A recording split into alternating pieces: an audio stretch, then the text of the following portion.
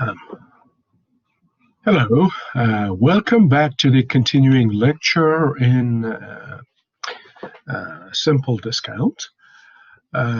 So our question is now, what is the effective interest rate? And in our last lecture, I I said briefly, I made an analogy to a pawnbroker case. But that is, it could be like, I mean, if we use some analogous situations from like TV, it could be like a mafia type of loan, right? Because if you get in the movies, like Godfather, if you get a loan, if you ask for money, for a loan, from a like a mob, mafia, um, $10,000 loan, and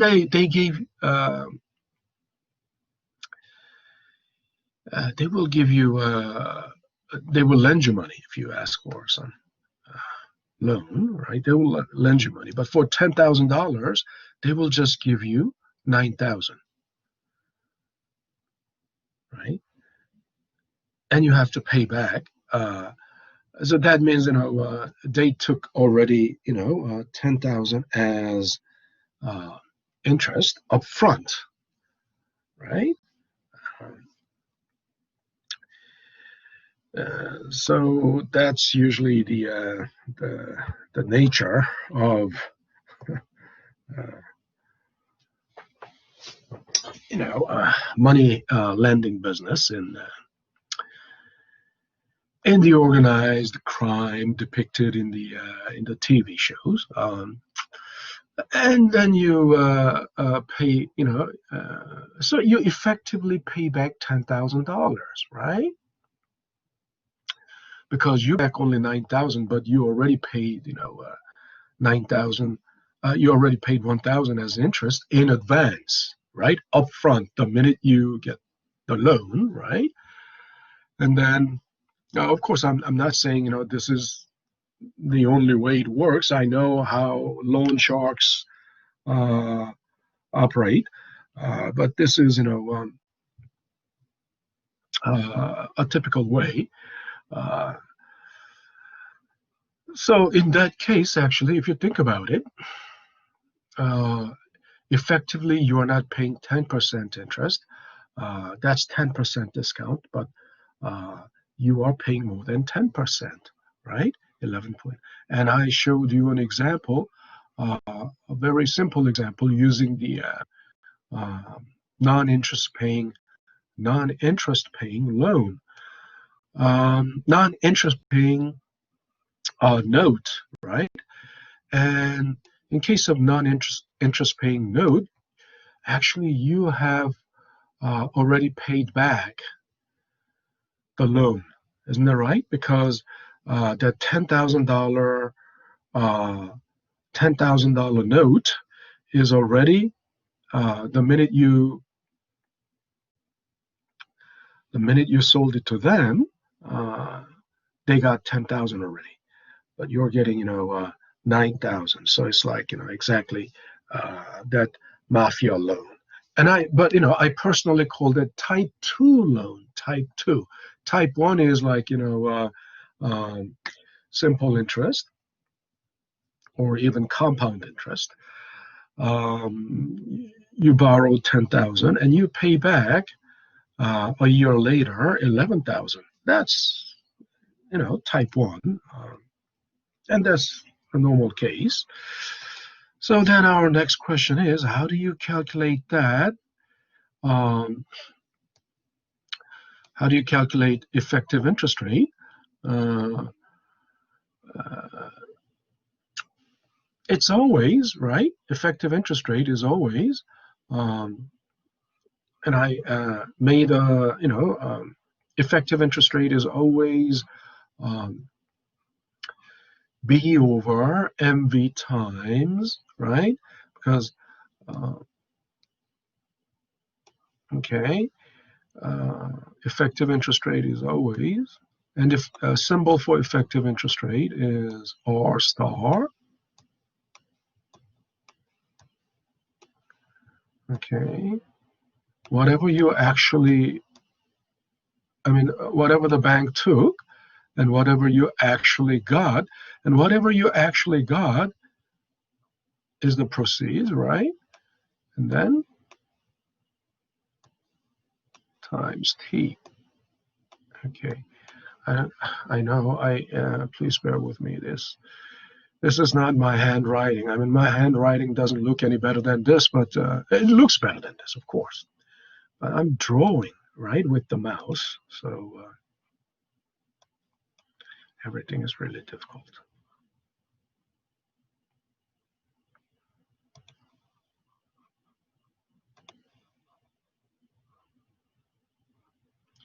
R star, and of course, this is D times T.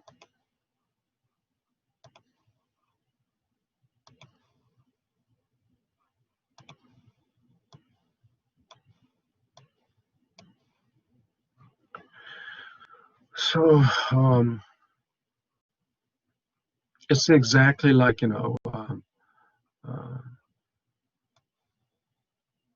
see, when you find it in simple interest case, and finding interest. Here, I did a stupid thing here. That's not, or that's P times T, right?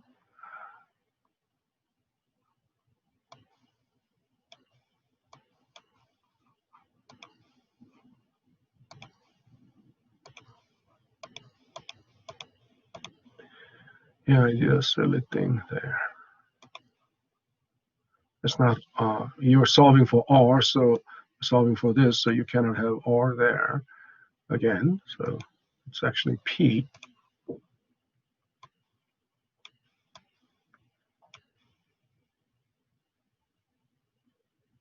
Okay.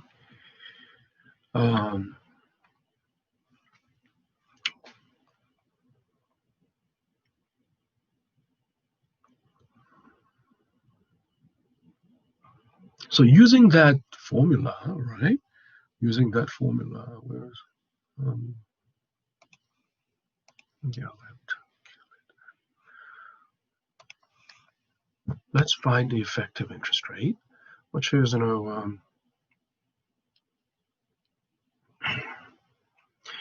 B over, you must not forget this parenthesis, right? Hit enter. Oh, no.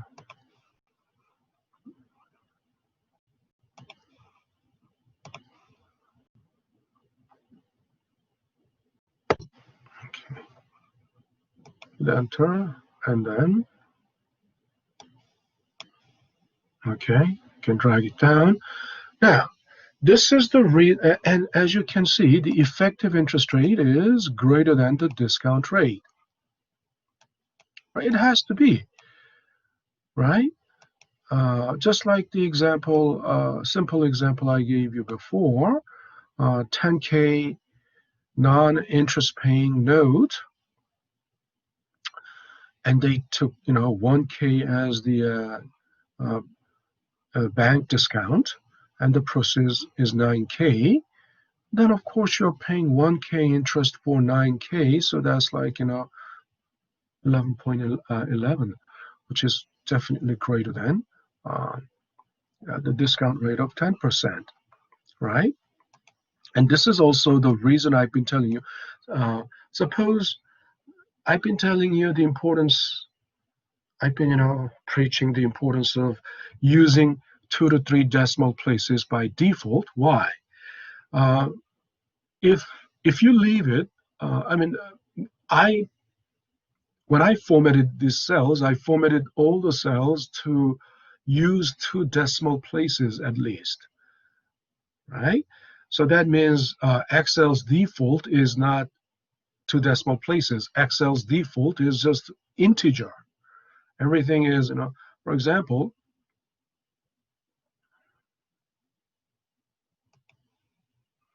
it is the integer. You will,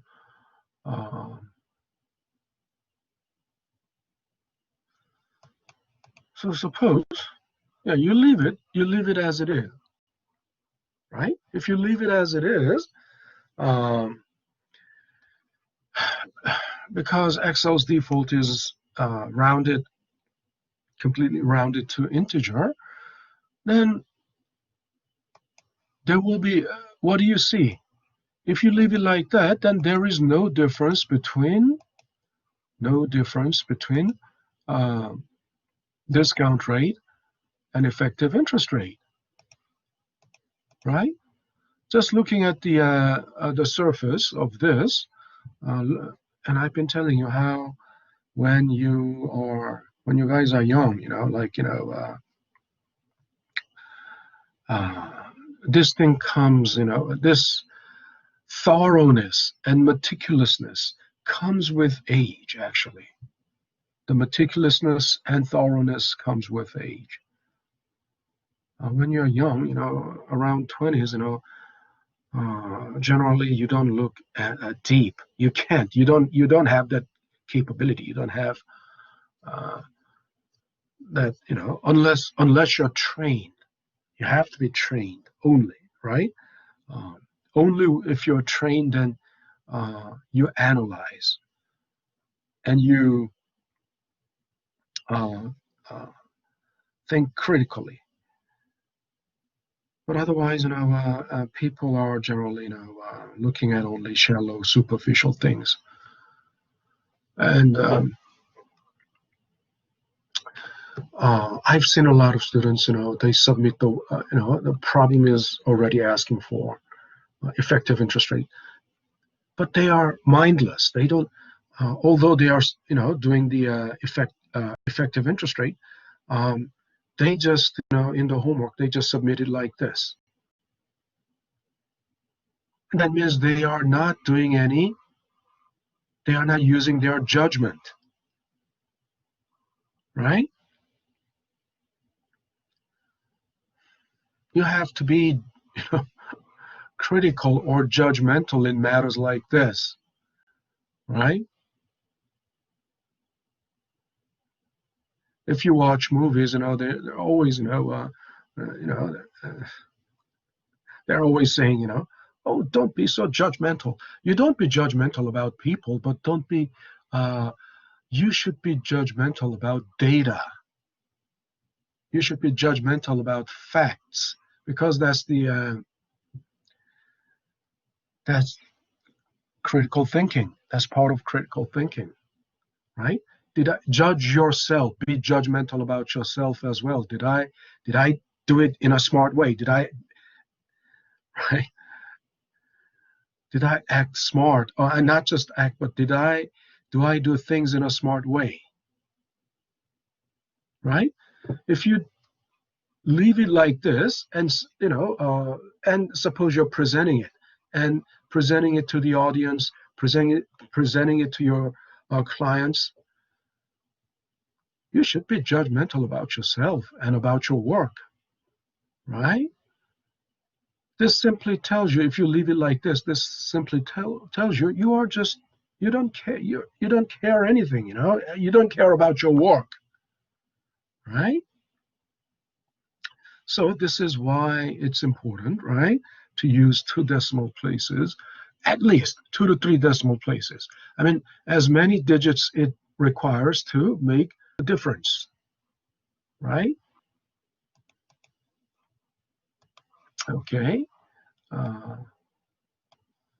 So if you don't do that, you're just doing it mindlessly, right? And in a, for example, in a professional situation, that only, works to your detriment, because nobody wants to give you a job, right? If you are, mindless, right? If you're doing things in a mindless way or not in a smart way, you lose that, job because everything is competition, right? There will be other bidders who want that job, or who want other bidders that want that project. You're bidding for that project. Now, so also a small detail, but last but not the least. Once again, what did I say? So if you present it to your clients like this, and what is still missing? Housekeeping, right?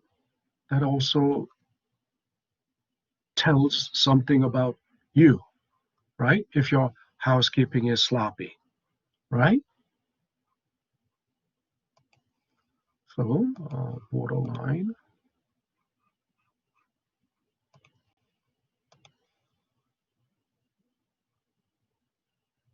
Okay, no right borderline, so I'll have to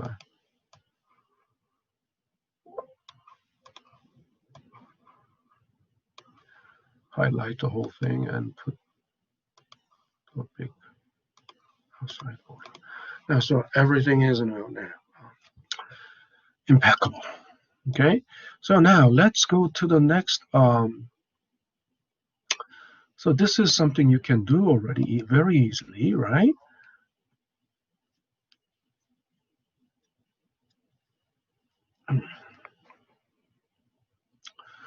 So bank discount, and now they were, time was given in weeks. So what do you see here? You will divide it by 52. This is, you don't do this, but normally this is hard coding. I would rather put,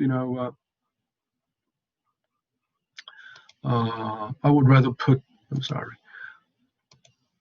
uh, you know, um, weeks in weeks in years, or things like that somewhere else in another separate data table. But anyway, that's 13 weeks, half a year, right? Now,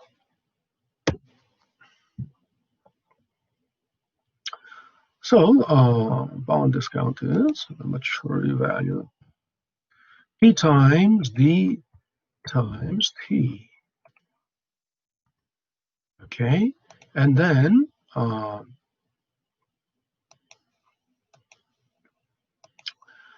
we know we can easily do that later. In this case, it's the same problem, but this time is D. D is proceeds P times 1 minus discount rate times, right? But this is like, what is the question? The question is, if you have a $10,000 note, right?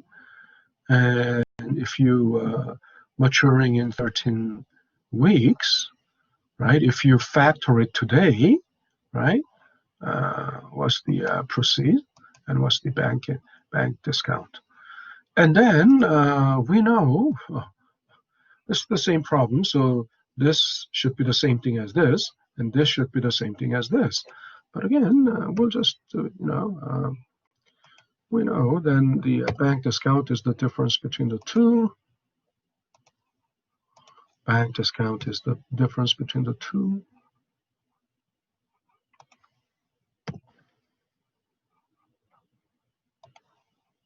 All right. And effective interest rate, I'll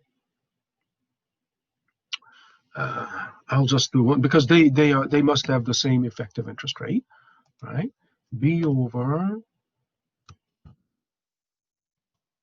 E times T, right? There we go.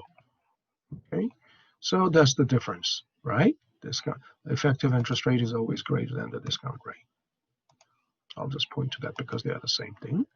Now, I will skip this because we don't have time. But here, now let's go to the last example. So it's actually two two different examples, right? Two different problems. And this table belongs to this problem. I had to put this table there because there's an empty space. And if I put it here, then it's going to unnecessarily, restrict the, I mean, we have, a limited viewing area on the screen. Anyway, this one,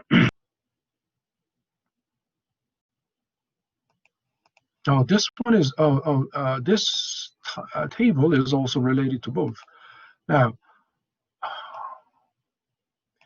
looks like, $55,000 promissory note with, 7.5% interest rate. But then where did the time come from? Look at this.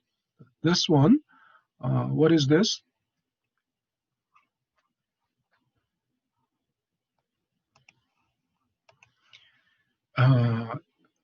Unlike other problems, now the time is given in calendar date.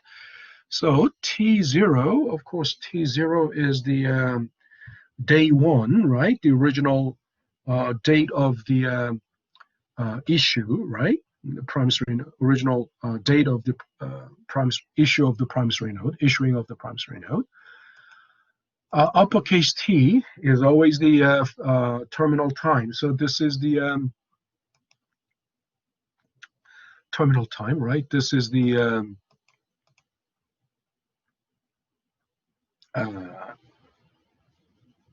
maturity, right? T1, this is the date when you discount it. This is the date when you discount it, right? So actually, this is I should okay. I should delete this.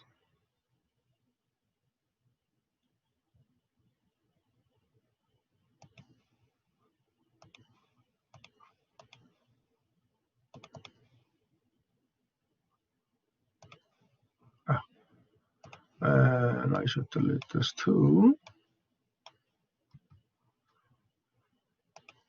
Okay. And then, so in the first problem, this is, so what is the interest? What is the future value? The future value is simple, right? We know it is P times 1 plus R times T. Okay, and there you go. Okay. That's the future value. And the interest is the difference between the two, right? Which is not a big deal. There you go. And you can drag it down. But, I won't do that at this time. I'll do that. Okay. But what's important is not the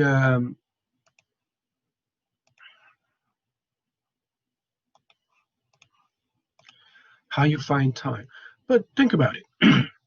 When the time is given as calendar date, all you need to do is subtract, right, T0 from uppercase T, right, the terminal time, and then divide it by 360 or 365. In this case, I divided by 365.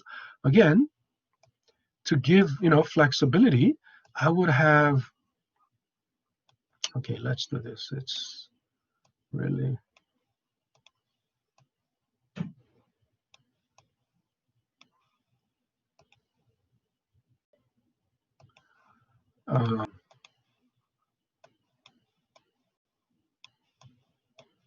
let's put it, so let me copy that here, and then,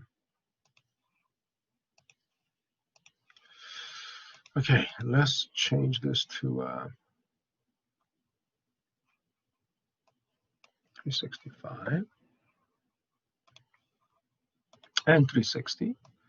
Now then think about it. So this is exact interest here, because instead of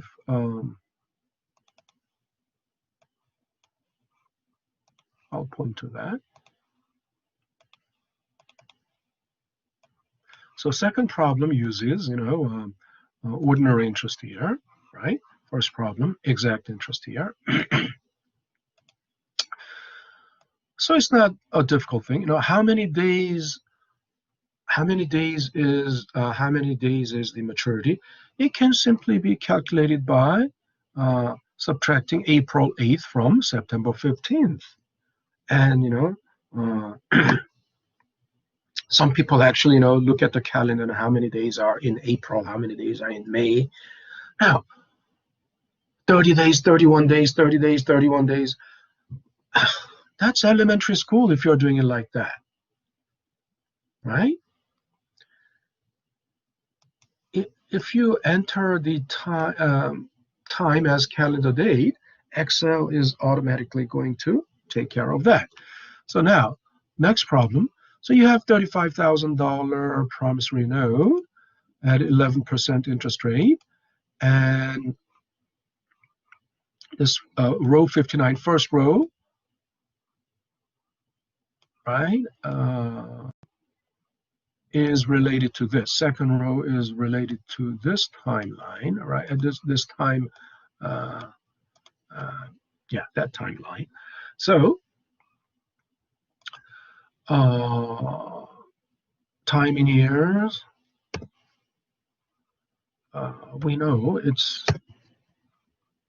this minus uppercase T, terminal time minus T0, close parenthesis, divided by 365. There you go. And what's going to be the future value? The future value is going to be E times R times 1 plus, open parenthesis, and 1 plus R times T, right? And you can also drag it down. And let me drag both. Okay. Second problem, you can take care of the second problem at the same time. Now this is, then think about it.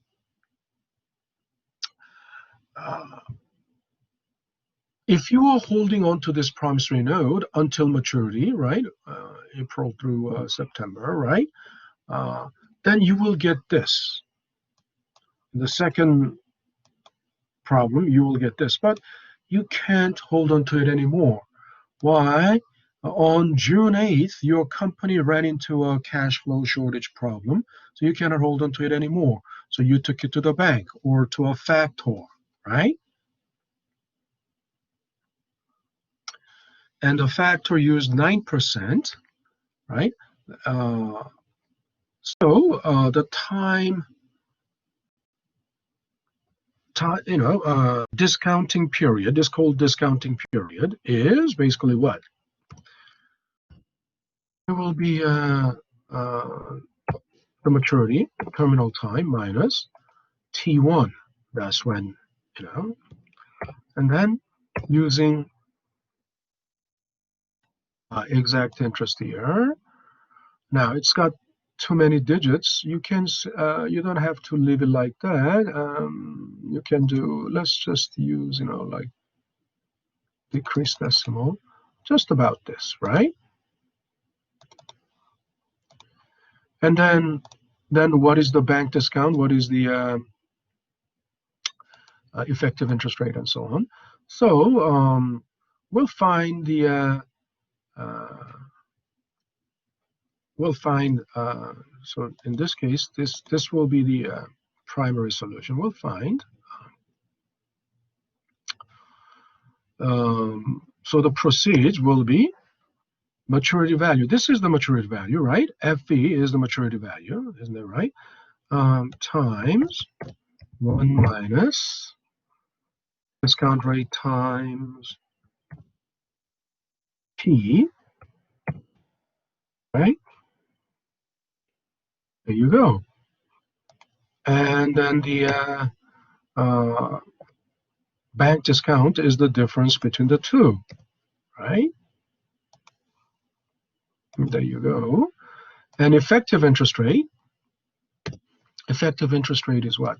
This divided by, right? B divided by D times T. No, that's not T, I'm sorry. This is the T, right? There you go.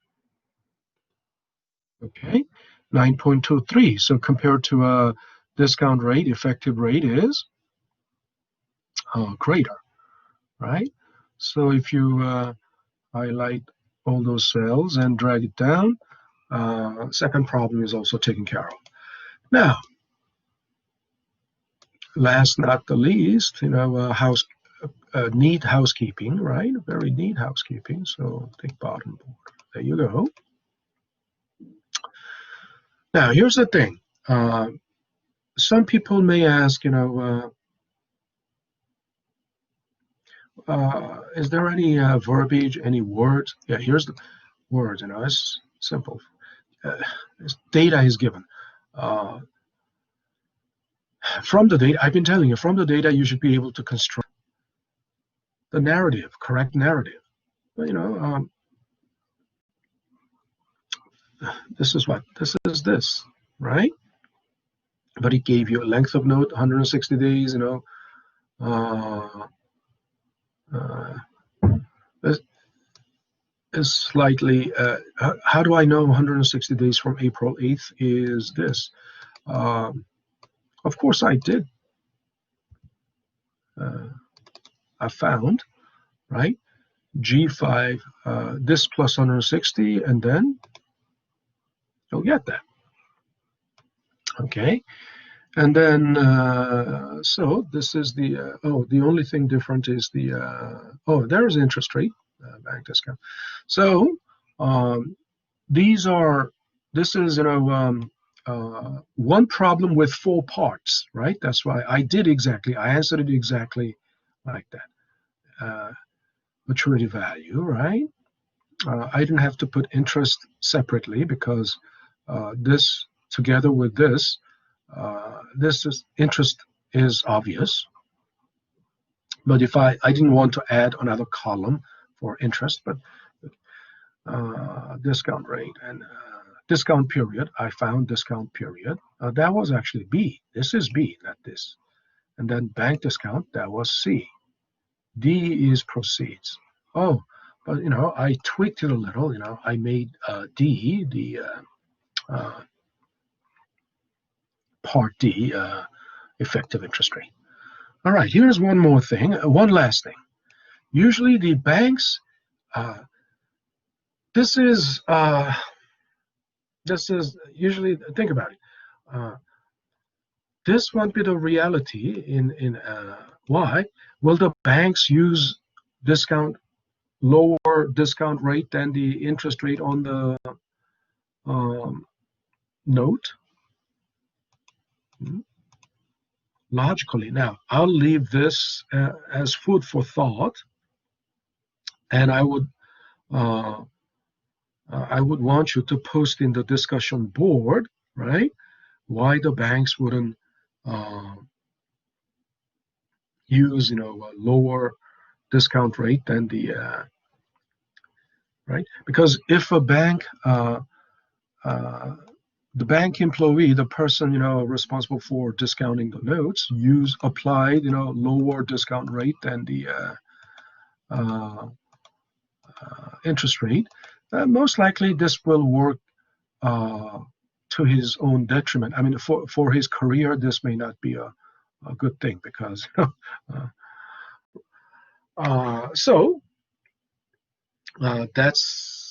that wraps up everything about the simple discount. So I will see you guys in the new video with another topic. Okay, so the next topic will be compound interest, time value of money. So stop recording.